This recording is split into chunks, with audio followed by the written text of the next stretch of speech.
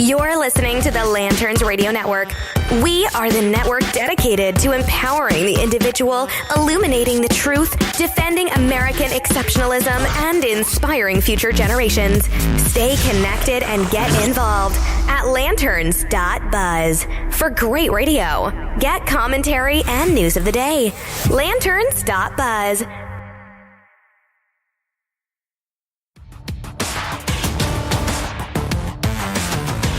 Welcome, fellow patriots. Get ready for an hour of unabashedly pro-American, pro-conservative, and pro-biblical principles. This is the Blake Johnson Program. Well, hello, America. Welcome to it. This is the Blake Johnson Program on the Lanterns Radio Network, where we're here to fix the machine. Thanks for joining us, taking time out of your day to listen to the program. We've got so much to talk about in just a short period of time coming up for the rest of most of the show. I thought I'd play back the interview I did with Jonathon Dunne, who used to do some work for Lanterns and now does a podcast for The Blaze. But he's a guy from Ireland who has been trying to come to America for quite some time, and we talked for about 40-45 minutes about America, American exceptionalism, the principles of this country, and what makes us so unique. So stay tuned for that. But for now, we do have to talk about some of the things that's been going on in the media, in Washington, in our culture. And I don't even know if I have time for all of it, but I want to start here. I want to start with probably the most important story, I think, of our generation. And that's the subject of tyranny. That's the subject of whether a government has the role, the responsibility, the authority to decide who lives and who dies. I want to talk to you about Alfie Evans. Alfie Evans is this young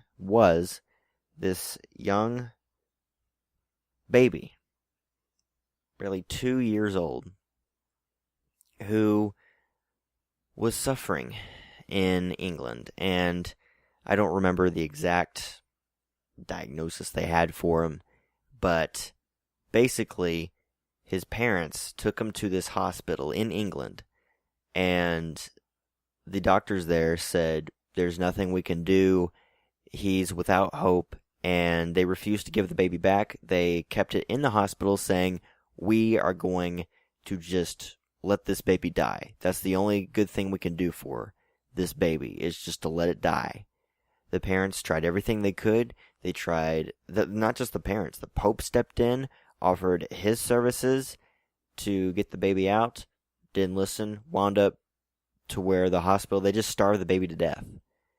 And over the weekend, I believe it was Friday or Saturday, Alfie Evans passed away.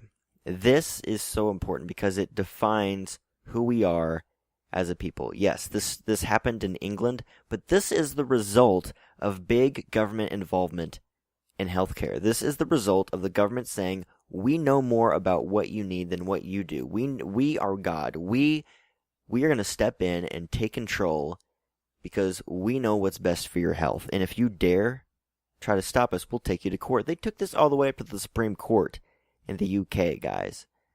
And the parents still lost. The Italian government declared Alfie an Italian citizen just so they could take the baby to Italy, just so they could get the baby away and have him treated somewhere, but didn't want to listen to that. So now one of the parents, is suing this hospital for what happened. He's filed a lawsuit, and we'll see where it goes, but that's the exact course that should be taken. You can't simply do that, to squander another human being. Even if there is no cure, give the parents the option. If it's about cost, then release the baby to the parents and let them decide where they want to go, what they want to pay for. It doesn't have to be up to you, because it's not up to you. But what this is about is control. That's what this really comes down to. They want control. It's not about safety. It's not about health. It's not about care. It's about control. Another story I want to talk to you about is, I think, pretty insignificant, but so many people are overreacting to this, I have to step in and offer some sort of perspective. The White House Correspondents Dinner, this took place over the weekend, and this was just, the whole concept of a correspondence dinner is just a sham. If you know the history of the Correspondents' Dinner, I believe this was founded during the Woodrow Wilson administration. Woodrow Wilson, by the way, a racist, a dirtbag, a bigot, an evil, evil human being. But this was set up during his administration because it was a propaganda stunt.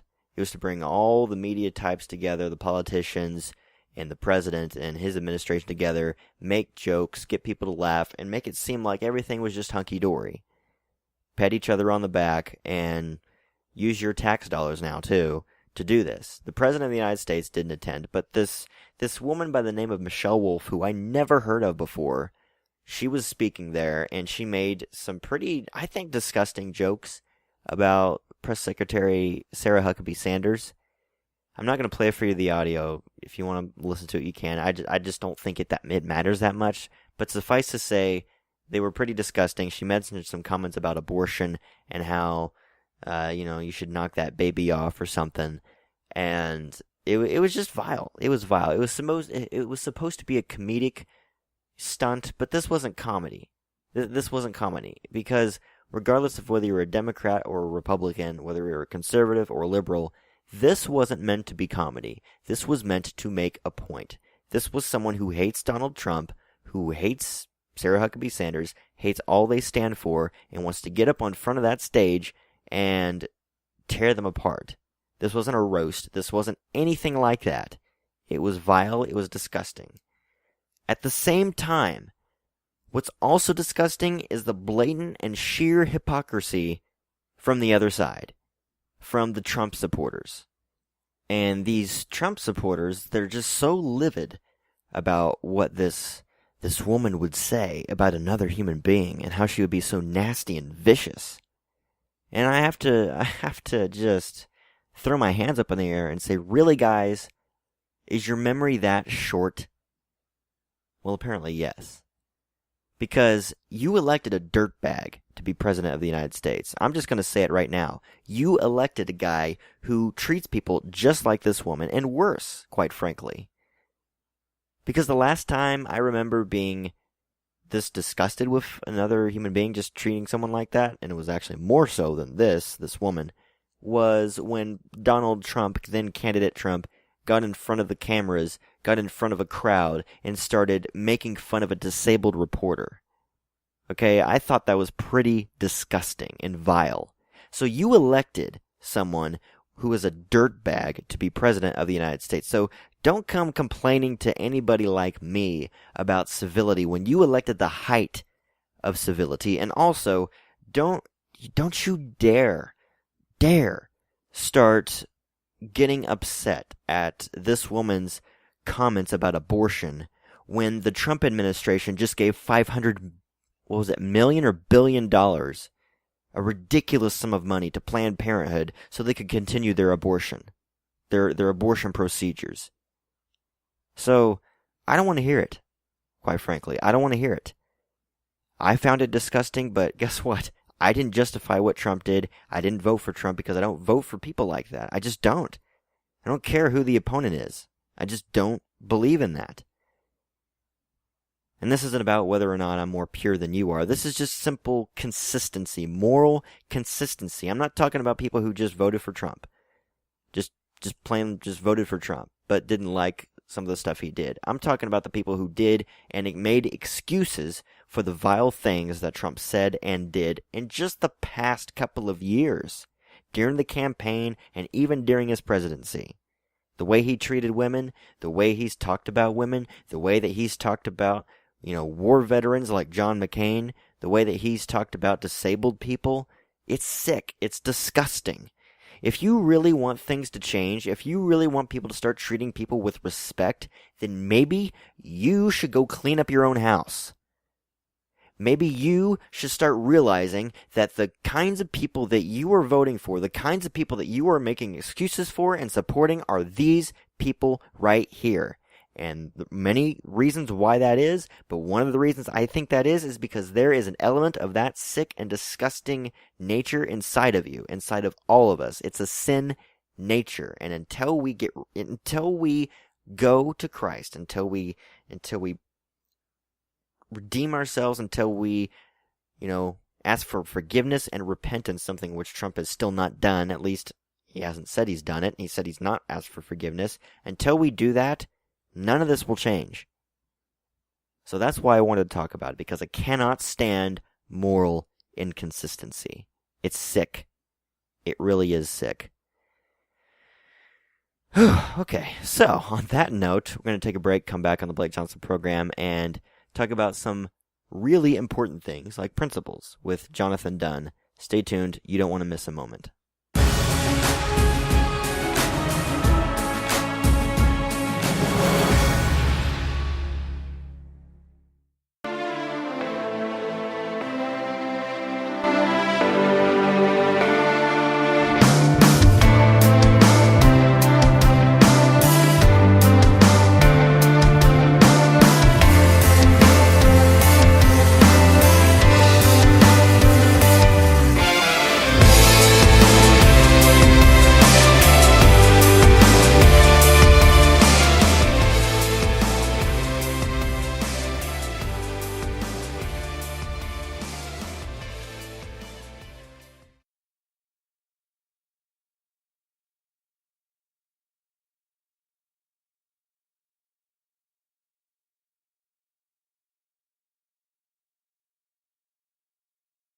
Thanks for staying with us here on the Blake Johnson program, here on the Lanterns Radio Network. Great to have you here with us this hour. We have a very special guest this segment, so you may be familiar with him, especially if you are a longtime follower of Lanterns. His name is Jonathon Dunne. He is from Ireland, but he may as well be from America, considering how much he loves this country and has studied it.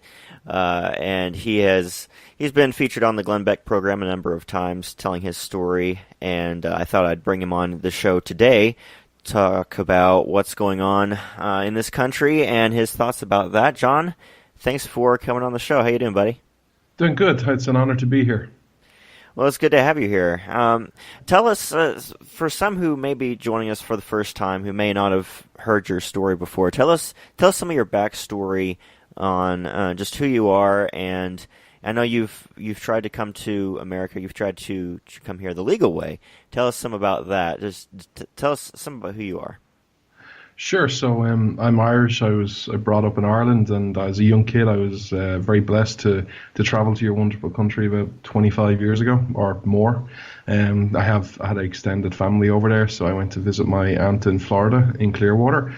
Fell in love with it from day one, and then obviously I was a young boy. I fell in love with warm weather and beautiful women, different accents, culture, different sports, different food. Food's a big one for me. Just fell in love and was blessed to travel over several other times to it. And then as I became an adult, I learned more with the advancement of the internet. I fell in love with your country. But then as I read history, because I love history, and I found out, I started reading about your constitution. I started reading your founding documents. I started reading what your founders actually said and why they said it. I fell in love with America, the idea. And I've always only ever had one dream as an adult, was to become an American. So obviously I tried the routes. For those that don't know, the most popular route is through something you've heard a lot of talk over the last year, is the lottery, which is basically you pay a fee and you get a number and you hope your number is called. It's the most popular way and probably the most likely way. I was never called.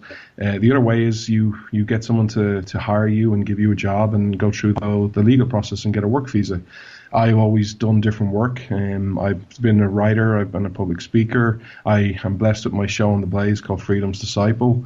I've done work with Lanterns. I was the head of radio. I worked with y'all and with Chris growing it. I've done work behind the scenes as a volunteer, in the hope that one day some person will come along and go, that guy isn't too bad. He knows his stuff. Let's give him a chance. Let's give him a paid job and let's get him over here. Last February, about 12 months ago, Glenn Beck offered me a job, which I was delighted about because Glenn's a personal friend, but he's also one of my heroes. And he offered me a job. We went through the process, and long story short, when we met with his lawyers and stuff and answered all the questions, I found out that I don't meet the requirements on two grounds. One is educational. I don't have a college degree. While I've done high school and I've done some college and I have diplomas in business, I have never done a degree, a 3 or 4 year degree program. And the second one was work experience grounds. Well, I do a lot of the stuff and have done a lot of the stuff I would have been doing for Glenn. It was always on a volunteer basis, never in a paid capacity. So they don't really count volunteer work as the same as actual work experience. So I didn't meet those two standards. So unless a miracle happens, my dream is dead. But even though it's dead and it's probably highly unlikely I get there, barring a miracle, my focus is still to help your wonderful country, because your country is amazing. Your idea is incredible, and it's an idea the world needs to hear. And quite honestly, the way America is right now is an idea Americans need to be reintroduced to. The ideas of freedom, limited governments, faith, family, freedom, and it's something I work very hard, and I'm very blessed with the outlets I'm connected to be able to do that. I tell you, it gets so frustrating for me hearing about how difficult it has been for you to come to this country and be here. I mean, I would think, I'll just be honest, I'm not too familiar with all the aspects of trying to come here legally. I do know it's strenuous and it can take a long time for many people to try to come here the legal way. But I would think that, just the idea that you're doing volunteer work for people who are already in this country would be a really big motivator for them to say, hey, this guy, he's not just working for people in this country, he's doing it for no pay. I mean, to me, that's like the definition of a hard-working person who's willing to go out of their way to do that. Oh, in an ideal world, you do lots of different things. I think America should be tough to immigrate to. The one frustrating thing I get is that the people who get rich in monetary terms off immigration is the lawyers, which is something I think isn't right. But, it shouldn't be easy. America is, to be an American citizen, to be there legally, it's not just something to be cast away. To be an American is an honor and it's a privilege. And as for me, it's, kind of the highest aspiration of an earthly desire I could ever want. That's how special you are. So it should be hard to get there. The frustrating thing for me is that you kind of have a double standard. On one path, you make it very hard for people to do things the right way, while no one ever focuses on them, but yet you have a culture which is rewarding people who do things who went, you know what, I'm just going to cross the border, or I'm going to do things the right way 1 or 2 times and get a visa, but then I'm going to overstay and I'm just going to be there. And because I didn't get caught, I'm now a dreamer. I'm now the most noble person that's ever been created. I'm even more noble than an American. I'm a special citizen. You can't dare criticize me. And yeah, I have some right to be an American. You got to make me. So that's the frustrating thing for me. It's not that you made it hard. It's you made it hard for people like me, but yet you're rewarding people who do things the wrong way. Yeah, that's definitely true. I mean, that's another thing that's frustrating for me. Just seeing that go on, seeing people take advantage of our system, take advantage of our laws, take advantage of who we are, who we're supposed to be as a country, and then someone like you and many other people who try to come here the legal way, who really do want to follow our laws, who really do want to contribute, are essentially ignored compared to the ones who are just coming across the border illegally. And then now we're talking about giving them amnesty, giving them welfare benefits and all kinds of stuff that, really, to me, it's a deterrent for someone who is saying, well, why would I want to come to this place if they're not going to respect their own laws, Yeah, it's frustrating, and I used to be very political. Political anymore, and I used to be the person who try and help candidates win, and I'd be the person who'd come to and say who's the most conservative candidate in the for a primary. And I've been around conservative circles, and for one thing that I've never understood why conservatives don't actually highlight legal immigration as the solution. So I've given conservative people on the Hill, I have a lot of friends, used to have a lot of friends on DC, not so much anymore because of what I say, and what I say isn't exactly popular in DC. But when you remember when Obama had that dreamer in the State of the Union, he put him up with Michelle. I put out an idea to my conservative friends. I was like, and these are not conservative. I'm not talking about like the Mitch McConnell's, Paul Ryan Republicans. I'm talking conservatives, and saying, why haven't you got like a legal immigrant to highlight their plight? That it cost them $10,000 or $20,000 and it took a year. This is the person we want, or someone who came here legally, went through the path, and now has a business and hires 10, 20 people to highlight. That's what you want. I've told people like Ted Cruz my story. I've met him, and he was sympathetic, but he's never made it. He's never highlighted not my story, but the principles of legal immigration. I know my friends at the Blaze have passed the information on to Mike Lee, and he's never spoken about too much about legal immigration.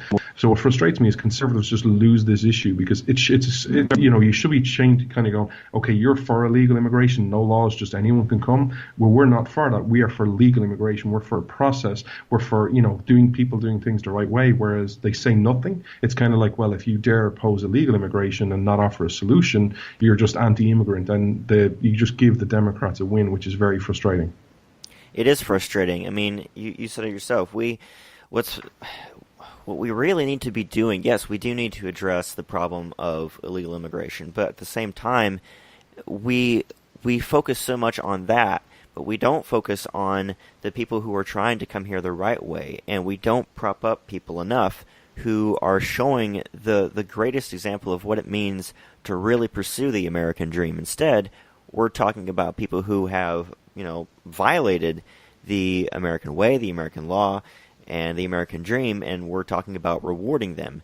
And it's just, it gets so frustrating. And then, to top it all off, you hear people talk about how we as a country, we need to be more like Europe. We need to be more like countries, that have all these great big government welfare programs. We need to be more like them. And I'm sitting here as someone who has been born and raised in this country. I'm like, why are we doing that? We broke away from these places to be unique, to be a place, to be a safe haven for people who want to just pursue their dream the best that they possibly can. Absolutely, and the sad thing is you're now seeing it from both sides, both of the political sides, which is incredibly sad from my point of view, and it's against everything I try and promote. You have people like Bernie Sanders and Hillary Clinton talking. Bernie Sanders will tell you what America needs is to be more like Norway and Sweden and the Nordic countries, and Nordic style socialism, and will tell you about how you need to be more like the United Nations. And then this week, I don't know if you want to talk about this, but this is actually teed me off a lot this week. You also have the CPAC going on this week, and you have people like Nigel Farage and Marine Le Pen addressing them. So it's almost like CPAC, which is, I don't know if they lost this along the way, but the C in CPAC stands for conservatives, conservatism, and way of life. I don't know if they need to be told this again, but you see this, and it's almost like you have both. What we need to do is listen to Europe, and no, you don't. Trust me on that. Of all the things, if you want to look at Europe, kind of go, yeah, we need to look at Europe and kind of go do the opposite, because then we might have a chance of getting it right. But ideally, look at what you have done.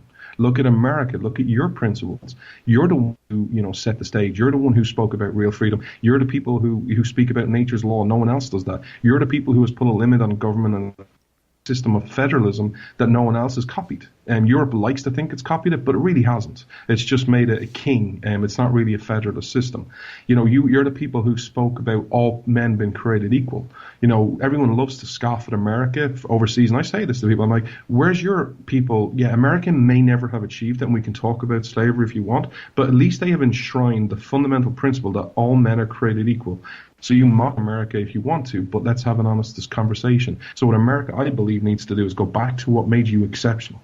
And if you do that, I still believe if you do that right now, your best days are still ahead of you. You have some magnificent days ahead of you. But if you keep going down this path of European and being like the rest of the world and just being average, you're just going to be another country, and America will be special and be nice, but you won't be exceptional. And that's what we need to talk to people about. Well, it's good that you mentioned that. I want to take a quick break and come back. And I want to delve more into that, and I definitely do want to talk about the CPAC issue, and then talk about, we got so much that is going on, and we'll talk about the gun control stuff as well. It's Jonathon Dunne joining us here on Click on the Program. We'll be right back with more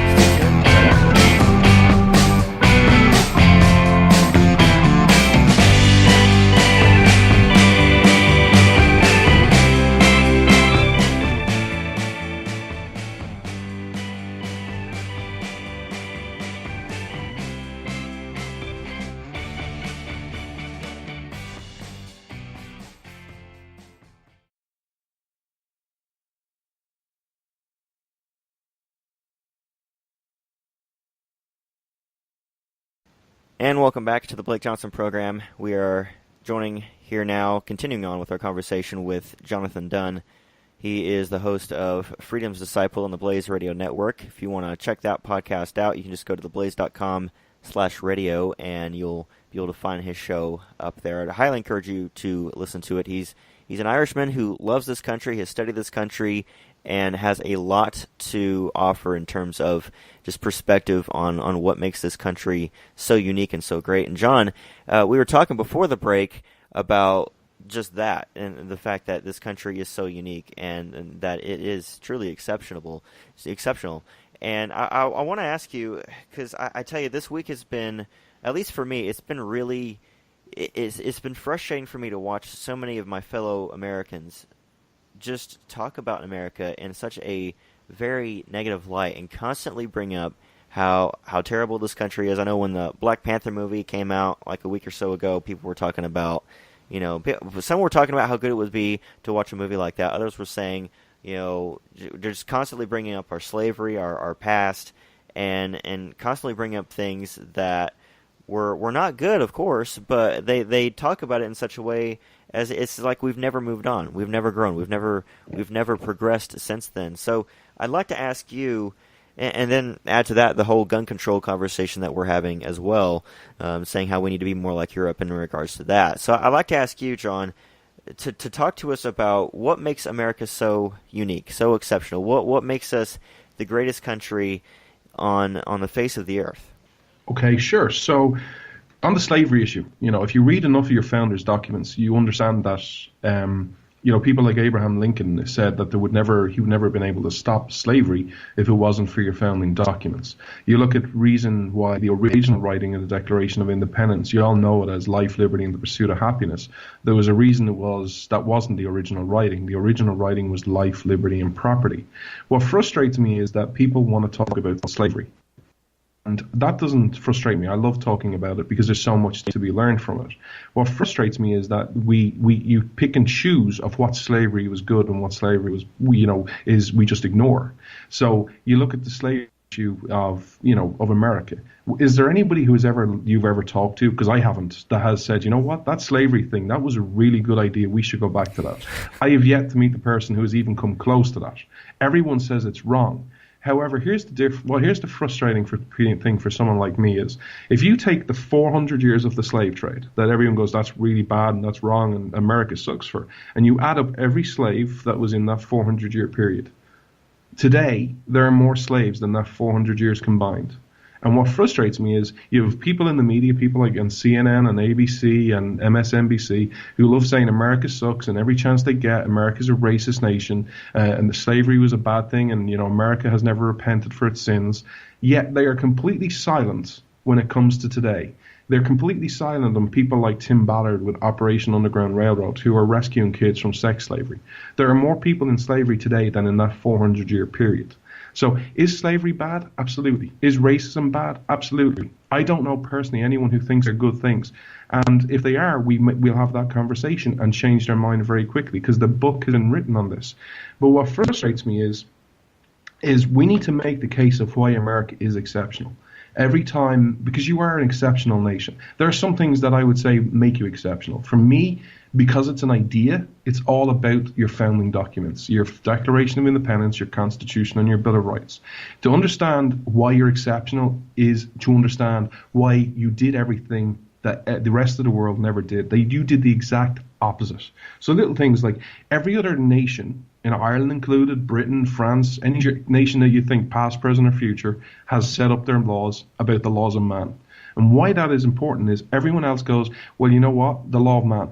Today I think this is what I think today. But in 10 years from now, I might think something different. In 20 years, someone else might think something different. We'll evolve our positions. We'll flip-flop. We will change. We will grow. America was different. America said, no, we have certain laws.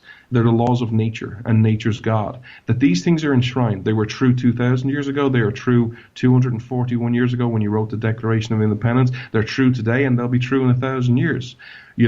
What are some of those things? Right to free speech, the right to freedom of assembly, the right to practice and worship your religion, the right to petition your government, the right of self-defense, the right to be secure in your persons and your papers, the right to a fair and speedy trial. These are rights. The second difference is you say these come from your creator.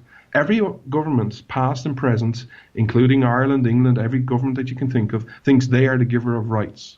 They think, oh, well, like a big issue, gay marriage is a big issue in the world right now. Everyone looks to the government and going, well, can you give us, the government, can you give us, I'm gay, can I have the right to marry? It's not the government's job. And America was different. America said, no, America government will be set up among its people to protect and to secure those rights, not to give them, but to protect them and secure them. Some other differences is federalism. Every other country started with someone figurehead at the top, whether it's a king or a queen or a monarch or a dictator or an oligarch or a theocrat or a president or a prime minister, and said, I am the top dog, I will have all these powers. And then the next body came in, maybe a parliament, said, we will look after everything else. And then the local communities, the local counties or states came and said, well, we have whatever's left. The power was always at the top. America is the exact opposite. America, I know you don't practice this now in D.C., America was founded was president is only a figurehead. He has very little power. The reason you gave him the title of president was because it was the lowest title you all could think of back in 240 years ago. Then you set up your system of Congress, where the House is the people's body, the Senate is the state's body, and you have Article 1, Section 8, which is 18 clauses of the enumerated powers. That is what the federal government does, and everything else belongs to the states. So instead of having power at the top, the power was always close to the people. They are some of the reasons why you're exceptional. And what has become of that? What has become of that is a country that has achieved so much in 240 years ago. I always say this to people, and it always annoys them. And I say, pick any part of society you want. Any part. I'm not going to guide you in any way. Think of any part of society. Whether it's food, whether it's agriculture, whether it's food storage, whether it's communication, whether it's standard of living, whether it is medicine, whether it is tourism, whether it is how you get to the local place to do your shopping, where you go shopping, how you do your shopping, whatever standard of industry you want. And think of just an arbitrary point of time of 0 AD. And think of the advancements that happened from 0 AD to 1800. That's 1800 years of advancement in your sector. Now, why is it that from 1800 to 2018, we have advanced so much more 118 years than we did in 100 years in every sector? Why? Because of two reasons. What I just spoke about, but also because you are a free person. You have the right to pursue your happiness, not a guarantee of happiness, but a right to pursue your happiness and a right to keep the fruits of your own labor. It empowered people to go, you know what? I don't have to live as a serf or a slave. I can have a better tomorrow if I play by the rules and I work hard. It is that idea of America that is the reason this world in 2018 is the world we live in. And by the way, this has benefited Americans, but it has also rubbed off on the rest of the world. And that is something we should always be grateful for. Well, I tell you, that was a very, very good brief history lesson. Now, unfortunately, I'd be surprised if a good portion of the American populace could say much of the same thing that you did. But I tell you, you just do your own research, you do some of your own homework into this country, and you'll find there is a lot more good that this country has done compared to the rest of the world. I want to switch gears here. We've only got a few minutes left. I want to switch gears, and you mentioned this earlier about CPAC. You're talking, and I'd found out about this too. Normally you would think CPAC, Conservative Political Action Conference, would bring in conservative speakers. And last year they had this debacle with Milo Yiannopoulos, who was thankfully disinvited after some of the remarks that he was making on a radio program. Won't get into that, but needless to say, it was a good thing they disinvited him. And now this year they invite someone, Marine Le Pen, who, if for those of you who may have forgotten, part of the National Front group over in France, I believe, which has a very deep and not so great ties to some pretty radical socialist, national socialist beliefs. And to add to that, you have other speakers on a different panel. I think Pamela Geller was one of them, though I think they got rid of that panel. From what I hear, I have to check into that. But you've talked about this on your social sites. Tell us tell us why this is not necessarily the best choice for CPAC. Because, what's frustrating to me is I thought we'd won, or not won, but these debates had been sorted. I thought a lot of conservatives understood that what to be conservative in America was not to be conservative in England, was not the same as to be conservative in France, was not the same to be conservative in Russia. Conservatism means many different things to many different people. The National Front right now, in Europe, you have a war going on that no one seems to want to talk about. And what you have is Russia, through the people like Alexander Dugin, who were funding people like Marie Le Pen. Now, it was the granddaughter of the founder of National Front, Marine Le Pen, who spoke. Conservatism, what means in France, means very different things than America. You think of just some of the stuff I've taught, and you think about some of America's founding principles. Look at what the Marie Le Pen and the National Front have stood for. You can look at their anti-Semitic past, you can look at their racist past, you can look at their bigoted past. Let's not even go there. Let's just talk about pure principles. One of the things they campaigned on in the last presidency was they wanted a tax code of a high rate of 46%. That doesn't sound conservative to me. Does that sound conservative to you? They talk about their country all the time, and this is the frustrating thing for me, is a lot of people over there support Brexit. They all think Brexit's a great idea, and that they thought it was great. I thought Brexit was a wonderful idea. It's been a thoroughly disappointment ever since, because what Europe does is you're going through this movement of, the country should control what happens within it. Absolutely, it should control it. It's international law. However, for me, I personally, if I have a tyrant ruling over me and controlling every aspect of my life, telling me what employment law has to be, telling me what contract law has to be, telling me how I can live, what I can buy, how I can buy it, when I can buy it, I don't particularly care if that tyrant is Irish, English, American, French. I'm not going to be happy. But there's this some security, which Brexit was, the European Union is bad, and you have all these people who are Eurosceptics. Wonderful. But what freedoms have the British people won back since Brexit? Zero. I'll even give you one better. What freedoms have the British people talked about getting back since Brexit? None. The only decision Brexit was, we don't want a European telling us what to do. We'll have a British person telling us what to do. Now, I'm sorry, that's not something I want to celebrate. But what frustrates me even more is when you understand the national foreign policy that France and the National Front spoke about openly. They wanted to create two new alliances. You all have NATO, and there's been Donald Trump talked about an awful lot of NATO, and you hear about, the United Nations. Well, France and the National Front want to create two new bodies. They want a pan-European Union to include Switzerland and Russia. And they also want a creation of a trilateral alliance between France, Germany, and Russia. Now, is there anyone who thinks, the National Front getting into bed with Russia is a good thing, and that is going to suit American interests? Does that sound like something that, would be good?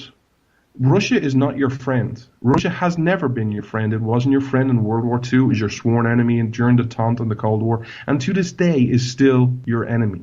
But yet there's this lax attitude towards it. These people are not good people. They do not share your values. They do not speak about rights coming from the Creator. They do not speak about limits on government. They do not speak about limited government and fiscal conservatism. They just speak about something you share in common on immigration. They don't want any illegal immigration. That is pretty much where the similarities end. But yet you're listening to them. You have them over at CPAC, talking to you and sharing their views. I find it very frustrating. We've only got a few seconds left. I want to talk a little bit more about that, but also get into the gun control issue that's been going on. I know you are very aware of what gun control is like and how that on just the basic fundamental idea of that.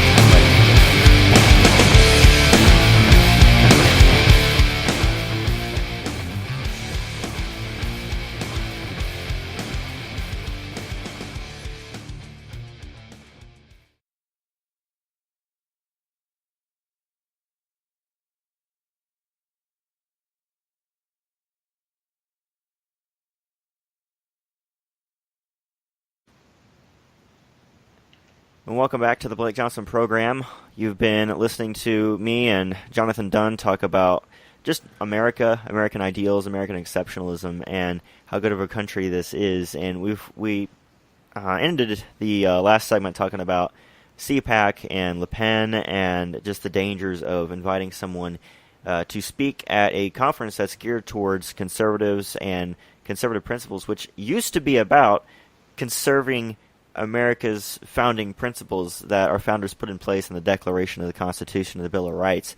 But it seems like, John, more and more we as a conservative movement, you've talked about this multiple times. You've talked about consistency. You've talked about, if you're going to claim to believe in these things, well, then you've got to believe in them. You can't just, be a populist kind of group that just says what everyone else wants to hear. But it seems like more and more, at least from my end, that this conservative movement it seems like it's becoming more and more of a, hey, let's say whatever people want to hear, but let's not really talk about the real issues that are going on. I mean, we saw this during the last election.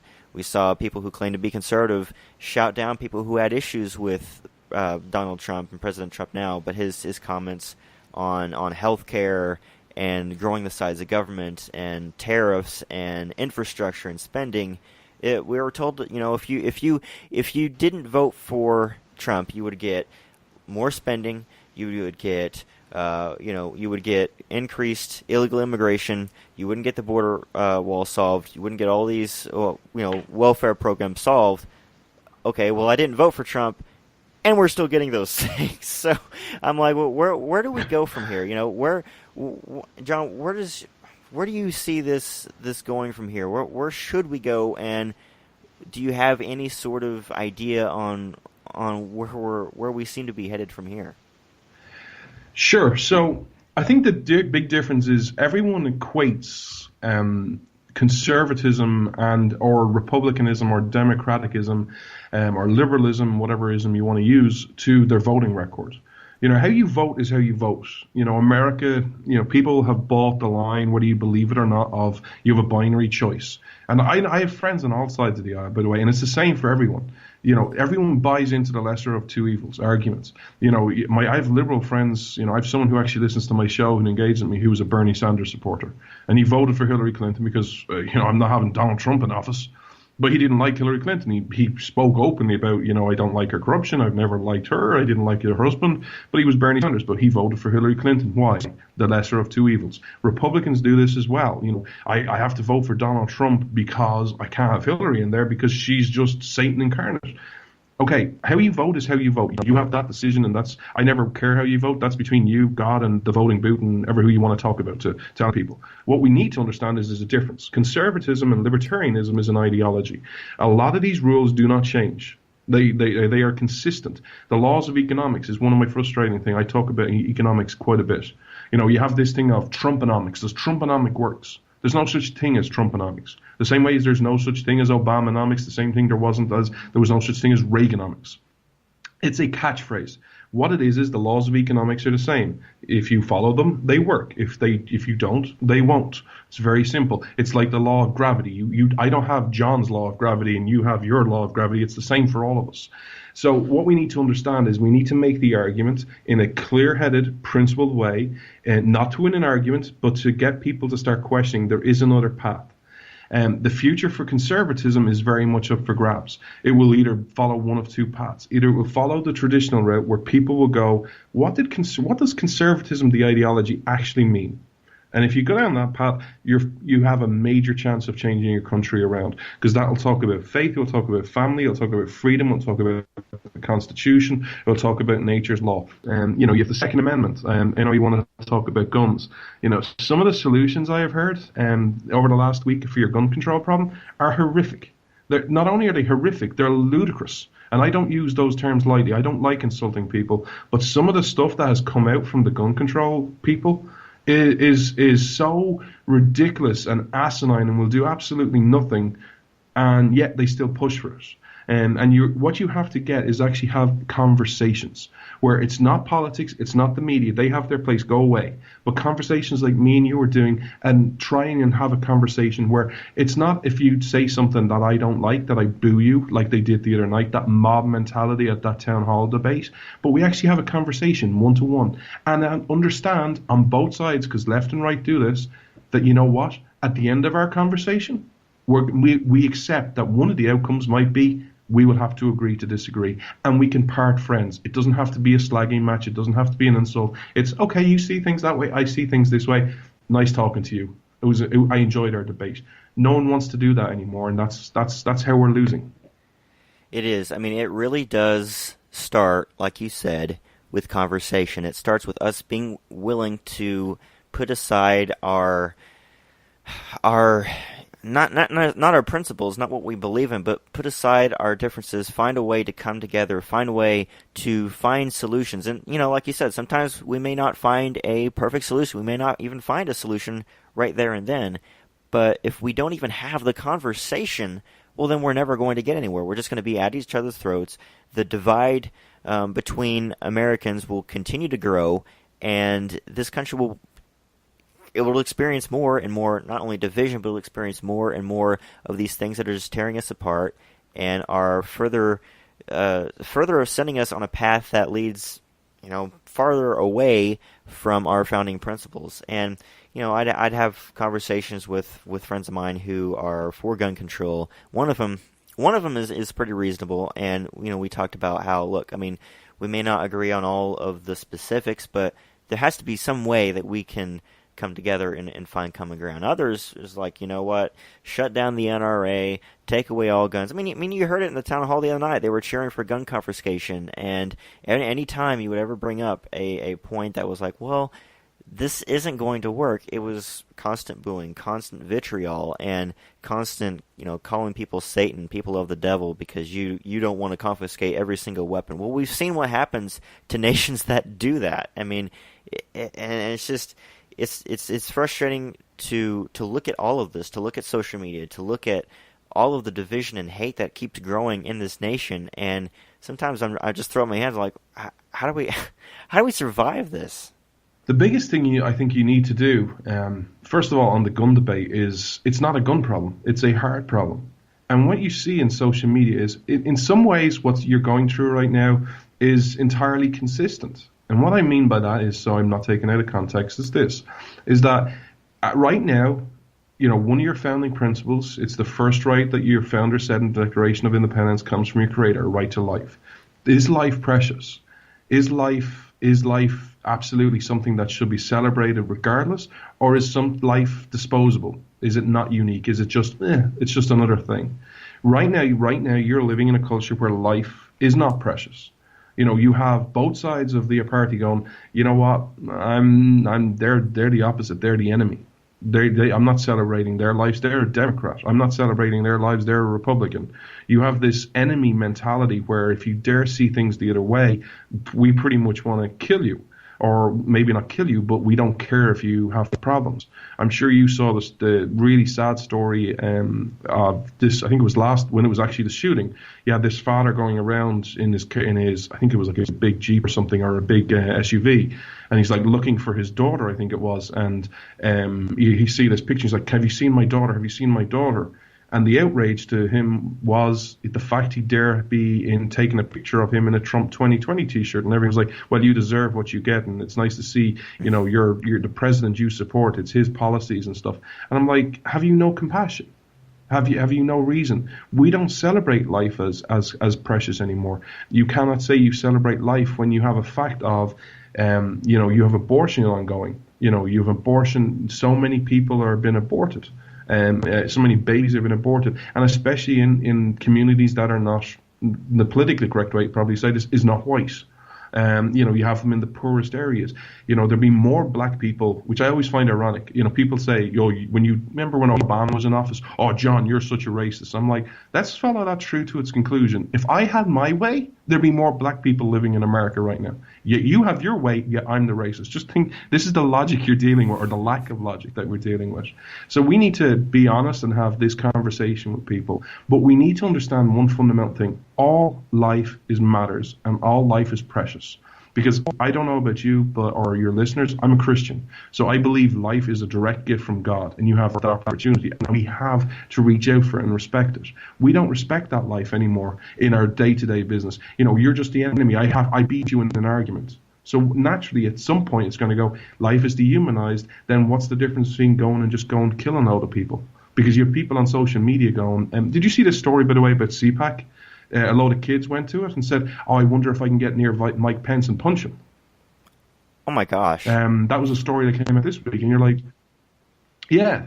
I first of all, I'd love to see them try a bunch of kids with the Secret Service, but it's like you just because you have. But it's like, have you no compassion? You know, just because you don't like him, you wish you could punch him. Like, if this is the thinking that we have, it's really incredible. You know, I always go back to my childhood. You know, if I came home one day and my parents said, "What's wrong with you?" and because I was upset, and I'm like, "Well, that other guy, he doesn't agree with me on something." They'd be like, "Okay, and don't get upset about it. People have a right to their opinion. You know, suck it up, Buttercup." You know, that's what my parents would say. Whereas now it's like, well, he has a different opinion to me. I have to destroy him. He's the enemy. He's Voldemort. I must kill him. No, he has a different opinion to you. Let's have a debate, and if we agree to disagree, fine.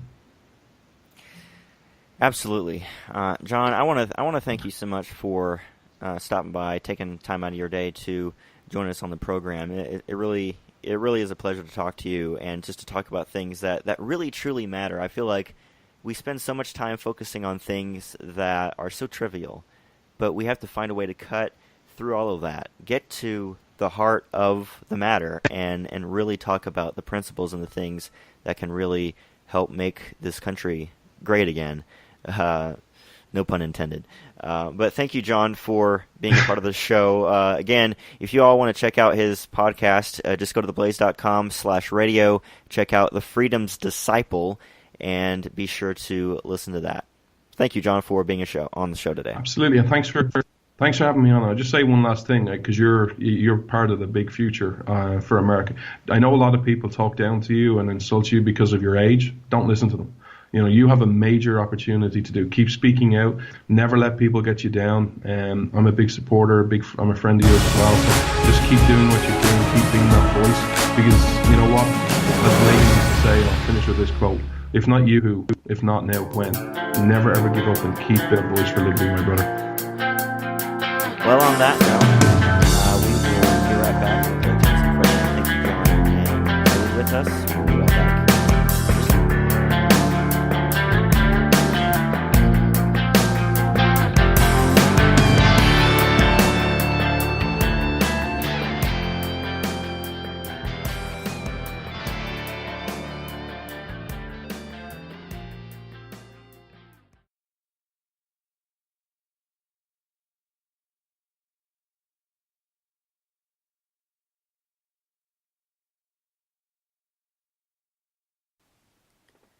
Thanks, everyone, for staying with us and being a part of the show. Really do appreciate it. Hope you enjoyed that conversation with Jonathon. We'll have to have him back on the program to talk more about just the principles that surrounded this country. Notice I use the past tense. Hopefully we can regain those principles once again. They are truly important. If you want to follow me, you can go to Twitter, and it's at LibertyVille93. You just follow me on there. You can also give more of these episodes a listen by going to Spreaker.com, or you can go to iTunes or iHeartRadio. But Spreaker, I found, is the one that people mainly use, and just search for Lanterns Radio Network, and you'll find my show up there. And you can just download it and stream them for free, totally free, no cost to you whatsoever. Or you can subscribe on iTunes. Follow us too on share, hopefully. So, we will see you back here next Monday, same time, same place. I want to thank you so much for listening, and I hope you will share this with your friends. Until then, God bless.